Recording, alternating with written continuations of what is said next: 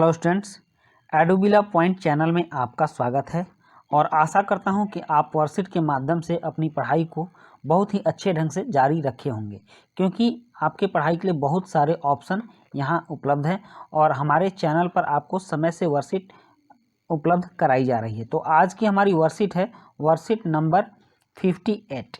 यह worksheet class 10 के सामाजिक विज्ञान इतिहास की वर्कशीट है, जिसमें हम लोग भारत में राष्ट्रवाद की पुनरावृत्ति कर रहे हैं, इसकी दोहराई कर रहे हैं।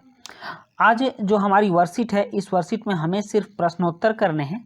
वर्कशीट तो काफ़ी इंटरेस्टिंग है, थोड़ी सी लंबी हो सकती है क्योंकि इसमें लघु और दीर्घ प्रश्न मिलाकर 3 से 5 अंक वाले कुल 10 प्रश्न हैं और इसके बाद एक स्रोत आधारित प्रश्न है जो 4 अंकों का है। तो चलिए अब मैं थोड़ी सी परिचय इसकी दे दूं। सबसे पहले आप एक बात जान लीजिए कि भारत में राष्ट्रवाद में जो गांधी युग था, यह भारतीय राष्ट्रवाद जो चैप्टर है, यह काफ़ी महत्वपूर्ण पॉइंट है और इससे बहुत सारे क्वेश्चन आते हैं, इसलिए इसको आपको बहुत ही ध्यान से पढ़ना चाहिए। 2-4 बार इस चैप्टर को भी पढ़िए, उसके बाद प्रश्नोत्तर को कीजिए और इसकी एक अच्छी समझ अपने मन में बना लीजिए, क्योंकि आगे आने वाले समय में इससे बहुत सारे प्रश्न आपके परीक्षाओं में पूछे जाने हैं। तो यहाँ जो 10 प्रश्न दिए गए हैं, उन प्रश्नों की चर्चा मैं उत्तर के साथ करूँगा, लेकिन जो स्रोत आधारित प्रश्न है तो इसके स्रोत को आप समझ आइए, एक बार पढ़ लीजिए। यहाँ कहा गया है कि नीचे दिए गए अनुच्छेद को पढ़िए और पूछे गए प्रश्नों के उत्तर दीजिए। तो इस अनुच्छेद को पढ़ लीजिए। कह रहा है कि सत्याग्रह शारीरिक बल नहीं है, सत्याग्रही अपने शत्रु को कष्ट नहीं पहुंचाता, वह अपने शत्रु का विनाश नहीं चाहता। सत्याग्रह के प्रयोग में दुर्भावना के लिए कोई स्थान नहीं होता। सत्याग्रह तो शुद्ध आत्मबल है, सत्य ही आत्मा का आधार होता है, इसलिए इस बल को सत्याग्रह का नाम दिया गया है। आत्मा ज्ञान से हमेशा लैस होती है, इसमें प्यार की लौ जलती है। अहिंसा सर्वोच्च धर्म है, इसमें कोई संदेह नहीं है कि भारत विनाशकारी शस्त्रों के मामले में ब्रिटेन या यूरोप का मुकाबला नहीं कर सकता। अंग्रेज युद्ध के देवता की उपासना करते हैं, वे सब हथियारों से लैस हो सकते हैं, होते जा रहे हैं। भारत में करोड़ों लोग कभी हथियार लेकर नहीं चल सकते। उन्होंने अहिंसा के मार्ग को आत्मसात कर लिया है। इस अनुच्छेद में महात्मा गांधी के सत्याग्रह और अहिंसा का दर्शन दिया गया है। यह एक दार्शनिक अनुच्छेद है और इसके बाद कुछ प्रश्न दिए गए हैं, जैसे कि यहाँ 4 प्रश्न हैं।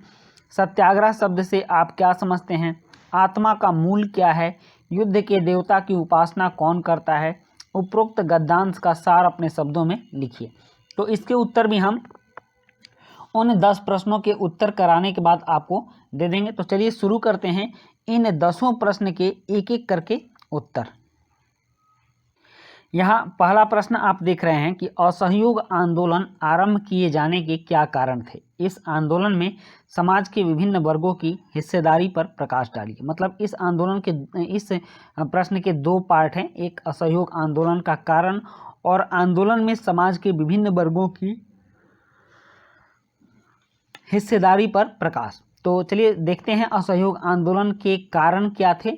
तो इसके निम्नलिखित कारण थे। उत्तर है इसका कि असहयोग आंदोलन के आरंभ किए जाने के निम्नलिखित कारण थे। पहला, अंग्रेजों द्वारा स्वराज्य प्रदान करने से मुकर जाना। दूसरा, प्रथम विश्व युद्ध की समाप्ति पर अंग्रेजों द्वारा भारतीय जनता का शोषण।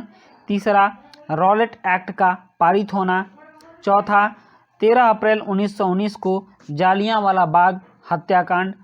और पांचवा कारण, 1920 के कोलकाता अधिवेशन में कांग्रेस द्वारा असहयोग आंदोलन का प्रस्ताव बहुमत से पारित होना। इन सभी कारणों से ही असहयोग आंदोलन शुरू हो पाया था। उसके बाद है, इस आंदोलन में समाज के विभिन्न वर्गों की हिस्सेदारी निम्न प्रकार से थी। शहरी लोगों ने बढ़ चढ़कर आंदोलन में हिस्सा लिया। ग्रामीण इलाकों में भी अंग्रेजों के विरुद्ध विद्रोह हुआ।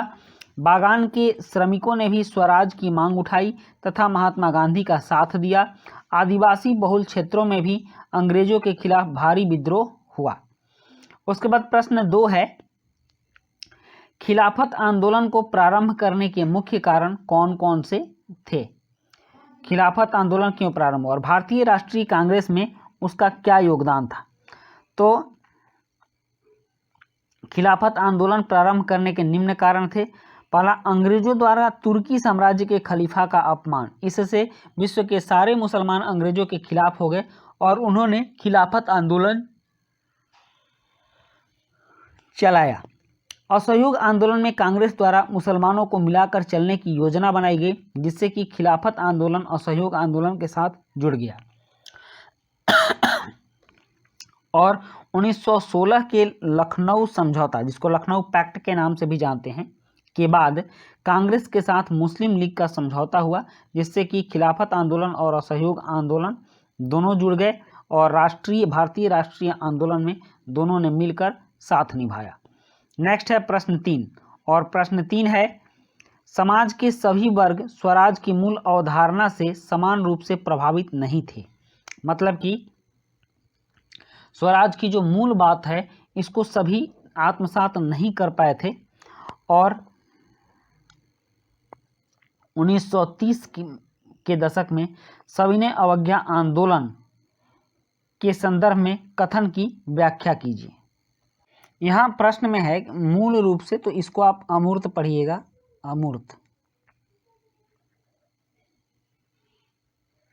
ओके, अमूर्त अवधारणा से समान रूप से प्रभावित नहीं थे। यह एक अमूर्त अवधारणा थी। अमूर्त अवधारणा की जो कोई मूर्ति नहीं थी, मूर्तिवत नहीं थी, यह एक कल्पना थी और सोची गई बात थी। यह महात्मा गांधी तथा देशवासियों का सपना था जो पूरा करना था। तो समाज के सभी वर्ग स्वराज की अमूर्त अवधारणा से समान रूप से प्रभावित नहीं थे। यह कथन बिल्कुल सही है, क्योंकि भारत के कुछ वर्ग सविनय अवज्ञा आंदोलन से अपनी दूरी बनाए हुए थे, जो निम्न प्रकार से थे। उसमें से थे दलित वर्ग। दलित वर्ग ने अपने लिए अलग से निर्वाचन की मांग उठानी शुरू की थी, इसलिए यह सविनय अवज्ञा आंदोलन से दूर रहे।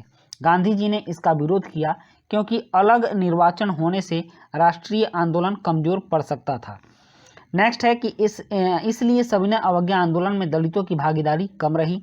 महाराष्ट्र और नागपुर का क्षेत्र जहां दलितों का संगठन मजबूत था, वहां ये सविनय अवज्ञा आंदोलन से दूर रहे। उसके बाद है मुस्लिम समुदाय। मुसलमानों का एक बड़ा वर्ग कांग्रेस से अलग रहा और असहयोग आंदोलन में शामिल नहीं हुआ। कांग्रेस और मुस्लिम लीग के प्रयासों के बावजूद इस कार्य में सफल नहीं हो सके और मुसलमानों का वह तबका जो मुस्लिम लीग से जुड़ा हुआ था, सविनय अवज्ञा आंदोलन में शामिल नहीं हुआ। उसके बाद है प्रश्न 4। प्रश्न 4 है, 31 जनवरी 1930 को वायसराय इरविन को महात्मा गांधी द्वारा लिखे पत्र में कौन से 2 मांगे की गई थी? नमक कानून की मांग सबसे महत्वपूर्ण मांग क्यों थी? तो इसका उत्तर है 31 जनवरी 1930 को वायसराय इरविन, एडमिन नहीं, इरविन होगा यहाँ, इरविन को महात्मा गांधी द्वारा लिखे पत्र में निम्नलिखित 2 मांग की गई थी। पहला, नमक कानून को करमुक्त कर दिया जाए और दूसरा, राजनीतिक बंदियों को छोड़ दिया जाए। नमक कानून की मांग सबसे महत्वपूर्ण थी, क्योंकि नमक का प्रयोग अमीर, गरीब, उच्च वर्ग और निम्न वर्ग सभी करते हैं। प्रश्न 5 है, बागानों में काम करने वाले लोगों की महात्मा गांधी के विचार और स्वराज को लेकर अपनी अवधारणा थी, कथन की व्याख्या कीजिए। तो इसका उत्तर है, बागानों में काम करने वाले लोग महात्मा गांधी के विचार एवं स्वराज को लेकर अपनी अलग धारणा बनाए हुए थे, जिसका अर्थ था उन्हें वापस गांव जाने की अनुमति मिले, जिस स्थान पर वह कार्य कर रहे थे वहां स्वतंत्र रूप से बाहर और भीतर घूम सकें।